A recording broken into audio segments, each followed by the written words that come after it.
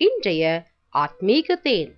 54ஆம் சங்கீதம் 4வது வசனத்தை தியானிப்போம். இதோ தேவன் எனக்கு சகாயகர், ஆண்டவர் என் ஆத்துமாவை ஆதரிக்கிறவர்களோடு இருக்கிறார்.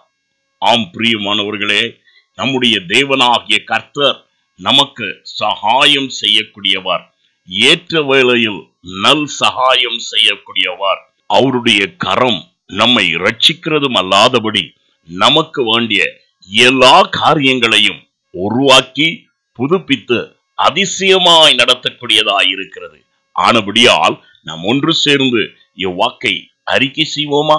தேவன் எனக்கு சகாயகர், ஆகையால் என் ஆத்துமாவை யாரெல்லாம் ஆதரிக்கிறார்களோ அவர்களோடு இருந்த தேவன் எனக்கு வேண்டிய நல் சகாயத்தை நல்குவார். நாம் ஒன்று சேர்ந்து ஜெபிக்கிறவர்களாய் இருப்போம். என் தேவனாகிய கர்த்தாவே, நீர் எங்களுக்கு சகாயம் பண்ணும் பொழுது நாங்கள் ஒன்றிலும் குன்றி போகாதபடி, குறுகி போகாதபடி, எல்லாவற்றிலும் மகிழ்ந்திருக்கும்படி நீர் எங்களுக்கு சகாயம் செய்கிறவராய் இருக்கிறபடியால் உமக்கு ஸ்தோத்திரம்.